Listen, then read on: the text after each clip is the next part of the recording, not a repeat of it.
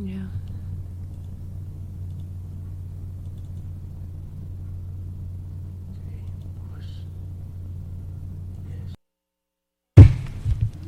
Good afternoon. I'm Councilmember Jose Huizar. We are to begin the Audits and Governmental Efficiency Committee. I'm joined by Councilmember Dennis Zine, the Z-Man, and we have 4 items before us today. Unfortunately, Councilwoman Wendy Gruhl could not join us today. The first is a previously continued item, an ordinance that sets forth the power and duties of the Controller's Fraud, Waste, and Abuse Investigative Unit. The purpose of this ordinance was to get more clarity on the efforts that are being undertaken by the Controller's office in this area and to avoid duplication of efforts and understand jurisdictional boundaries with the Ethics Commission. Hopefully today we will come to an understanding, and if everyone's okay with that ordinance, we could have a brief discussion and move that forward to full council. The second item is relative to a motion from council members to the Department of Water Power that focuses on the Department of Water Power's outreach for its low-income discount program. As part of the rate increase, the DWP has increased its low-income rate discount from 15% to 20%. This motion is intended to look at how we could best improve the penetration rate in terms of getting more people qualified under this program. And finally, items number 3 and 4 are some housekeeping, well, they're not housekeeping, a lot of work went into them. Annual control reports on the city's cost allocation plan. Mr. Zine, I recommend that item 3 and 4 be approved on consent and note and file both of them, I believe. Is that the recommendation from CLA? Okay. You okay with those? Okay. So items 3 and 4, consent, and there will be note and filed. And I will take up item number 2 first. That is City Clerk, or can you read that item, please? Item number 2 is motion Huizar Alarcon relative to Los Angeles Department of Water and Power to report on the outreach program for the low-income discount program. This item is also referred to Energy and Environment Committee. Thank you. I introduced this motion, as you know, during the deliberations on the rate increase for DWP. My concern was, or to ensure that we're doing everything possible to get more people qualified for the discount program. The numbers at this time for me are not important. I would like to, I mean, they are very important, but what I would like to do is wait another 30 days, allow you to complete your report, and then come back here in 30 days with a report in writing so that we could then discuss what happens there. And I think the motion itself is pretty clear on those items that we would like to see, and hopefully working with our staff will work through the process just in case we have any other questions. You have questions, we can clarify that before the 30 days. Is 30 days sufficient? Maybe 45 days? What do you? 30 would be sufficient. Okay, good. Yeah. Sometimes I'm afraid to give more days because people usually take those. Good. Well, thank you very much. If that's okay with Mr. Zine. This motion asks for a report, a written report, but since one is not available today, I thought we'd give him 30 days to complete the report so we could have something in writing to discuss. I'm getting the nod.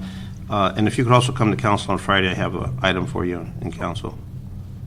Thank you. Sure. Take care All of right. several things today. Thank you very much. I haven't seen you there for the last few days. You didn't want to see us the last time. She knows what I'm talking about. Thank you very much. Item number 1. Item number 1, our City Attorney, Ethics Commission, Controller reports and draft ordinances in response to motion Huizar Gruhl relative to establishing a fraud, waste, and abuse unit and the coordination of investigations of fraud, waste, and abuse of city resources. Okay. Hello.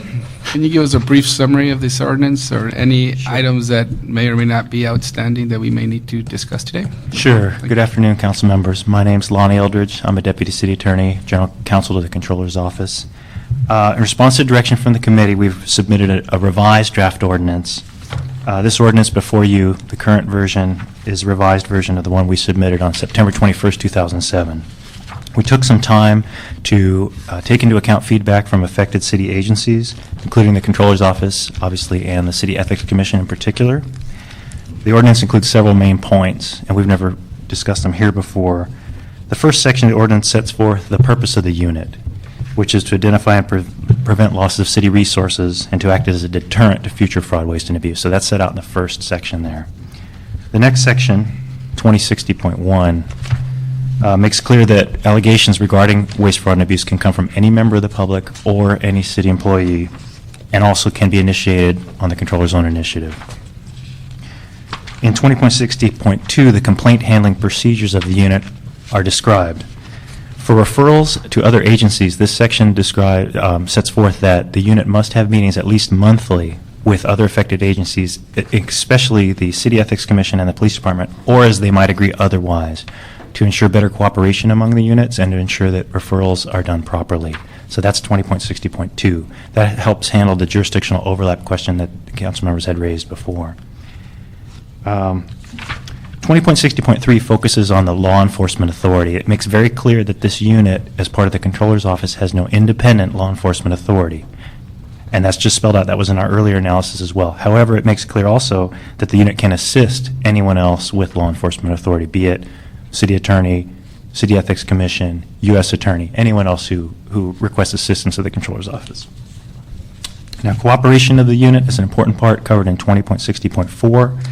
It sets forth that other city departments and agencies are expected to cooperate with this unit upon request. Such cooperation must be consistent with the resources of those affected departments and may take the form of just responding to information requests, perhaps like documents, or limited staff as the resources of those departments allow. And that also is subject to any legal restrictions that those agencies might have, such as if they have confidentiality restrictions on their own information. But it does set forth that the other departments are expected to cooperate with the unit. In 20.60.5, we addressed a concern of the City Ethics Commission where we set forth very clearly the purpose and importance of the City Ethics Commission's whistleblower hotline, which is to address campaign financing, lobbying, governmental ethics, and conflicts of interest. And that part of the ordinance says that at any time, whether upon receipt or during an investigation, when the Controller's Office should discover that a complaint is within the jurisdiction of the City Ethics Commission, it should refer that complaint without undue delay to the City Ethics Commission and, not continue to develop it without referral. So if I could ask you a question here. So the unit may operate a telephonic hotline to receive complaints, allegations of fraud, waste, and abuse. However, they cannot advertise themselves as doing some of those items that the Ethics Commission would normally investigate. That's correct. And secondly, if they do get those calls, they would refer them to the Ethics Commission. That is correct. And in part with those referral meetings, part of it would be an ongoing examination of the complaints received since the last meeting. In other words, perhaps it's easily possible that the Controller's Office won't recognize when a complaint, as well as with the Police Department, may just not recognize the crime, may not recognize the ethics violation. Sometimes those are pretty specialized areas, and so they're supposed to get more familiar with their types of complaints at that time. But that was an important part as far as we already have a whistleblower hotline in the charter, and we discussed that before, so to make sure that they don't improperly impinge on each other. And finally, the last section of the ordinance emphasizes that unit investigations are confidential, with certain exceptions, such as if you need to make a referral or to further the investigation, or when the controller does an aggregate summary reporting. And with that, any questions you might have? Thank you. 2 questions right now. Number 1, any outstanding issues from your point of view in terms of having the different jurisdictions' issues and concerns addressed? No, because we, even before the ordinance, we said that if the Controller's Office acts within the guidelines as laid out as far as referring and not intruding on the other jurisdictions and making sure the referrals are done, that they would be within the, within the charter's guidelines as far as separation of powers. And now the ordinance codifies that. And we have extensively discussed the sort of referral procedure in the ordinance. It's not ideal for everybody, but it does represent a good balance of the different interests involved. So we think that it represents a good interest there. And, hello? Hi, Pete Echeverria from the City Attorney's Office. I might add that in our discussions with the Ethics Commission and with the Controller's Office, we made it very clear that although there may be some ongoing concerns or lingering concerns, if you will, about some of these provisions, that the ordinance is not cast in stone, and after experience with it of some time, recommendations can be made to address those concerns. So although there may not be 100% agreement, I think there is a resolve to move forward and try to work things out. Thank you. Can I hear from the Ethics Commission and the Controller's Office, please? The city attorney could stay there. One of them could come up at a time just to hear from you if you have any concerns or comments about the ordinance. Hi, good afternoon. Leanne Pelham with the City Ethics Commission. No, as the city attorneys indicated, we had very extensive discussions with the Controller's Office and the City Attorney's Office, and we, had an initial question about, in fact, the need for an ordinance, but we recognize that the Controller's Office does have some specific interest in having that ordinance, and we, at this point, have no objections to it. I think the procedures of meeting monthly will be very clearly laid out to help ensure that we're collaborating effectively, so we support that. Brian Young from the Controller's Office. Yes, obviously we agree because the ordinance kind of codifies, the existence of the unit and helps further define, who we are and what we do. And I think it's very important for the city as a whole to recognize that there is a fraud, waste, and abuse unit within the Controller's Office. Quite often, everybody's familiar with the audit function of the Controller's Office, but not everybody, since it's a fairly new unit, not everybody realizes that there is a separate function within the Controller's Office. So I think it's very, very important to have the ordinance on file, not only for our own sake, but for the city as a whole, so that there's a better understanding as to the protocols for the fraud, waste, and abuse unit. Thank you. Just a general question. When we put something like this, how do we decide it's an ordinance or part of the administrative code? If it were to be a criminal matter, for example, be in the municipal code, the administrative code is the rest of the city's rules and codification, so that's the natural place for it to go. In that So case, this would go in the administrative code? yes, it would. Okay, that's And the fine. controller has a pre-existing section in the administrative code where this I would thought I go. was going in the municipal code, and I'm thinking this seems more like administrative code stuff. Okay. Mr. Zine? Well, I think it creates confusion. When you look at what the Ethics Commission does, what the Controller does, and I see posters around, report fraud, 800 number. When it comes to the separation of powers, when you have your monthly meetings between the different departments, if someone's going to report work comp fraud, do they go to the Controller, the police, ethics? If we've got the monthly meetings, that's nice, but my concern is we may have two parallel investigations and we realize that after we're into it for a month. When a complaint is lodged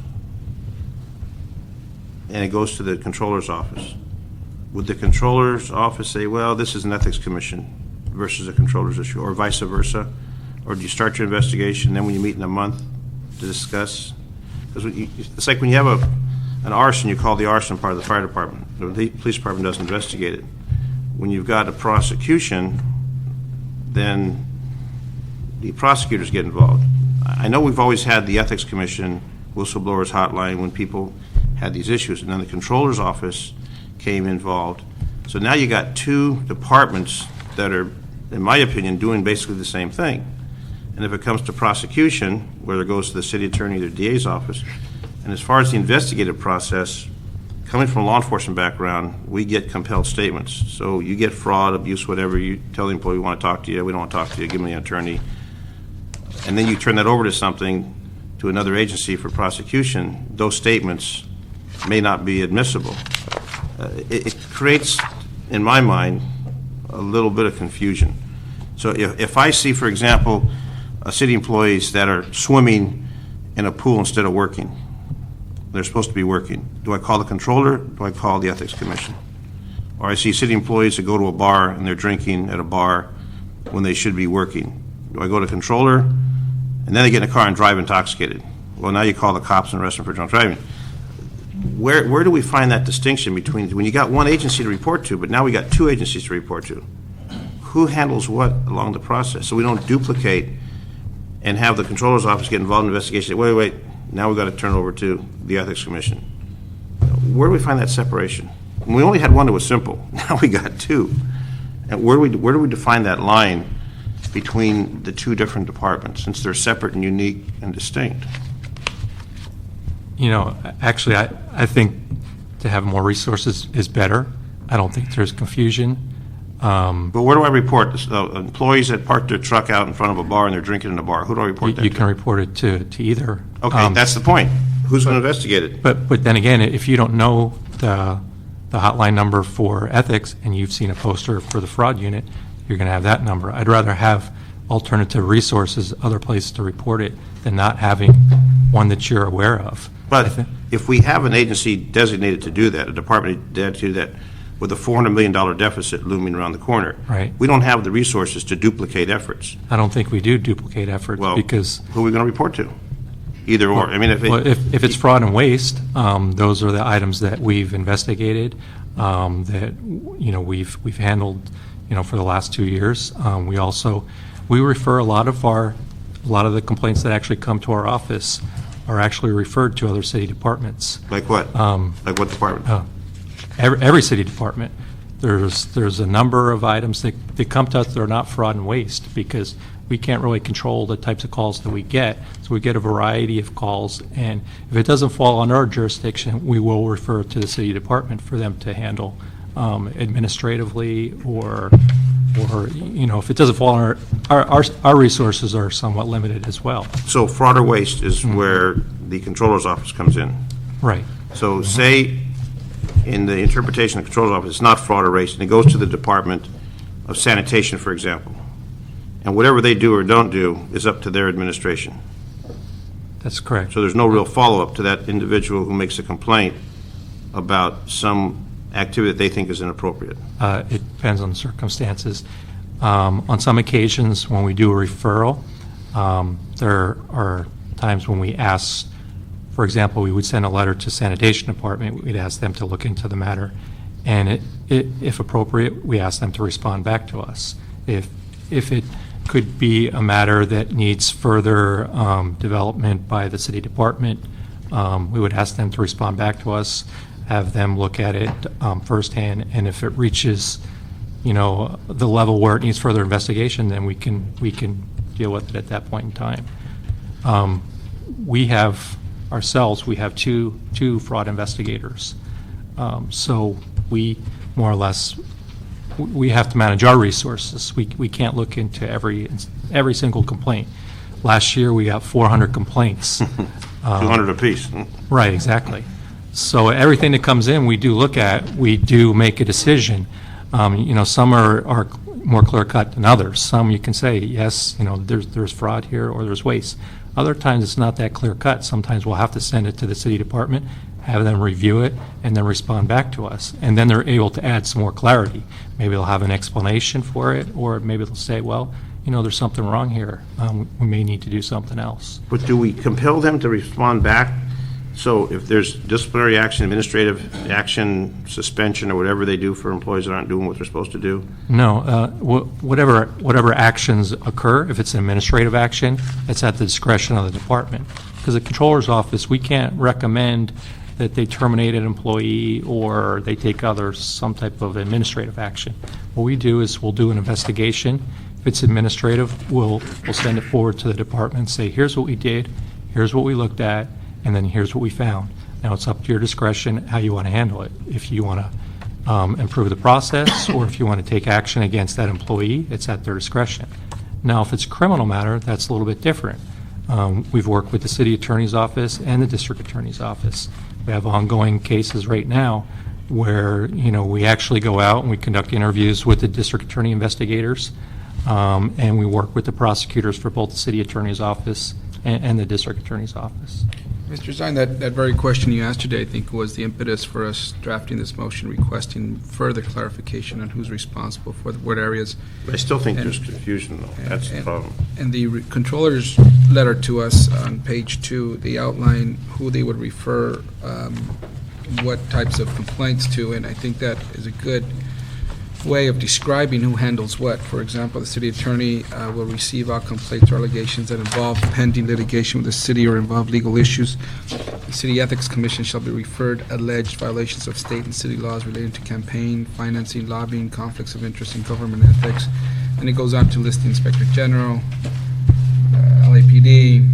So there's very other units, I think, that have some type of investigations that they could conduct depending on the type of complaint that is being made. But in terms of the Ethics Commission, you do primarily handle anything related to campaign financing, lobbying, conflicts of interest, and government ethics, right? Is there any other area that you cover?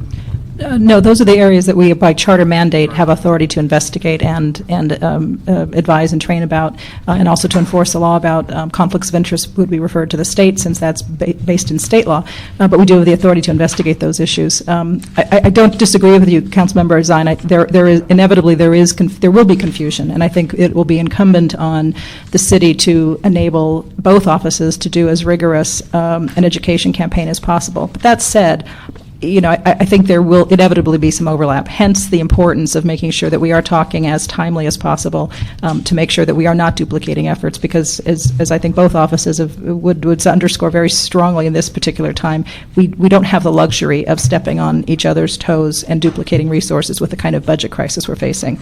So that's something that, in our view, with the hundreds of complaints that we have coming in a variety of areas, we will make every effort to review those, and we do refer, I think, about a third of our complaints to other agencies. So if there's somebody driving recklessly, we'll refer it to the general manager of the department.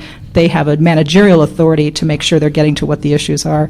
If the key concern for us in these discussions is to make sure that when there is an element of abuse, where somebody may have allowed their staff to swim in that swimming pool because they thought it was a good thing and they use their authority to enable that, those are areas where it starts slipping into the ethics area, and we want to make sure that we're as clear as possible to get into those issues as soon as possible, so that we don't create issues for investigative purposes or ultimately resolving those issues through an administrative enforcement remedy if we have to. You used to handle both of them. Didn't the Ethics Commission, the Whistleblowers Hotline was originally with the Ethics Commission? Well, it still is. It's a charter mandate that came with the creation of the Ethics Commission, and it's a Whistleblower Hotline. It has a phone number when we regularly review those complaints that come into us through a variety of sources. Many of our complaints, I think, come from outside of the city family. At least one analysis that we did internally demonstrated some sense of that, some indication of that. But it is a Whistleblower Hotline that we still maintain, that we review regularly. We have a unit of staff who will juggle their investigative work with reviewing complaints to try and make sure that we're on top of those as timely as possible, and then referring them as necessary to other agencies where those issues are most appropriate to refer to those other agencies. But until the Controller's Office began this section, they were all handled by Ethics Commission. Any type of fraud, abuse, waste would go to complaint to the Ethics Commission. Again, to the extent that we received complaints. When someone complained, the Controller's Office is relatively 2 years on this. Prior to that, all those complaints would go to the Ethics Commission. Until the Controller... That is a place where people can file those kinds of complaints. No, I'm talking about before the Controller's Office was established. They all go to your department. That is, we've had a Whistleblower Hotline to receive all kinds of those complaints. All of them. But those are not all the complaints that are... We don't have jurisdiction for all of those complaints. But someone had a complaint about whatever, it'd go to the Ethics Commission. Then you would sort out to see where it goes, if it goes anywhere. Mm-hmm. Administrative, police nature, whatever. Mm-hmm. And then the Controller's Office established within the Controller's Office the separate waste, fraud, abuse with 2 investigators. Mm-hmm. And then obviously you're busy with 400 cases for 2 investigators. The concern I have is if someone calls, and we encourage them to call when they believe something is wrong, to do a proper investigation. When it comes to turning it over to the police department, then it becomes a criminal nature, and they can compel statements if a city employee doesn't want to cooperate, et cetera, the different rights and responsibilities that they have.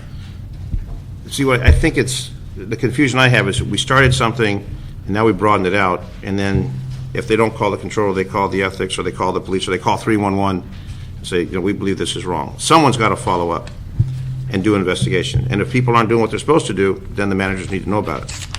So I can understand maybe a training process for people to understand fraud, waste, and abuse, and we want to know about it. They're city employees paid for by taxpayers' dollars. The other concern I have is when you take it over to a department, and then there's no requirement for that department to report back if they did anything or they just kissed it off. It's, hey, no big deal, who cares, let them go swimming, it's a hot day. When in fact, in the police department, where I come from, you suffer some discipline on it. It may be suspension, it may be a board of rights, all kinds of things. When you come from a background where discipline is administered, and you could lose your job if you don't do what you're supposed to do, to a situation, well, maybe the general manager is going to be responsive, maybe they're not. we need to have some kind of component, so the general manager then comes back to the controller's office or to ethics and said, we've done this. Actually, we do. Okay. For it's a file with the controller's office. Once we refer cases to different departments, we ask from general manager, depending on the nature of the case, to report back to us with Okay. regard to disposition of the case, what action they have taken. With regard to your earlier concern, duplication of effort in investigation, we do not start any investigation until we coordinate with LAPD and ethics to confirm that they do not have any ongoing investigation before we start any investigation of our own. So we coordinate, and this is a good starting point for us. The monthly meeting that we're going to have with ethics and LAPD, we would work out all the details related to duplication, and I believe there won't be any once we start this unit going. Okay, because I know coming from the police department, there's certain investigations that they do where they notify other entities, whether it be federal, state, or local. So everybody's on the same page. And that was the concern I have when, with your limited number of investigators, you folks start an investigation, and then a month later you meet with ethics, oh, by the way, we're doing it. So now we've Yeah. spent doing the duplicate where we No, we obviously won't. have to streamline it and use the best resources in the fashion, since obviously the dollars are becoming fewer and fewer to get things done. That's our intent, that's our process now. We coordinate before we start any investigation. Okay. That answers that question. I appreciate that, because if employees want to do the job, that's fine, but when they don't want to do the job, there's got to be some consequences for that. And I've seen cases of gross abuse that obviously can't be tolerated, and the taxpayers are always watching, and they have a responsibility to watch, and we have a responsibility to follow up. So the general managers of the departments will be responsive when you folks send that information through to them. Yes. Or if not, then hopefully the controller would notify the mayor's office, and the mayor can do something, because general managers serve at the pleasure of the mayor. That answers my concerns. Sounds good. So unless there's any other questions or comments, have we ever put codified a monthly meeting between different departments, or is this the first time? Not to my knowledge. I don't know if Pete has any experience in the past of that. I don't know about meetings specifically, but there are committees that are created or task forces that are created. It's like a task force then, right? It's almost like, No, but those would have regular I just meetings. know- There are also reporting requirements it's that a are good imposed. thing. I think it's a good thing. It's going to solve a lot of problems here, but it's hard to see how we mandate that people meet every month on something, and there's new general managers, and what if they forget to meet and then they're in violation of the code, right? I have to say that it was very much a cooperative effort, in that ethics and the controller worked very much together to try and resolve these differences or concerns that they had. I don't know that they're differences. Yeah, they're And concerns, to not approach it to differences. be a positive Yeah, effort. It'll be a good thing. I think we codified it. It's better than not, because it's just an agreement, they're easier to Right. go out the window. Because there have been some cases that have gone to trial, have gone for criminal prosecution due to the investigations, and obviously, there's a strong need and purpose for that. Good, well, thank you. Well, Thank you. with the agreement, my colleague here will forward that item. Where's it go next? Counsel? This is only referred to audit, so it goes to council next. So this item is approved, right? Yes. Do we know? Yeah, it's approved. Do you know when it'll go, council?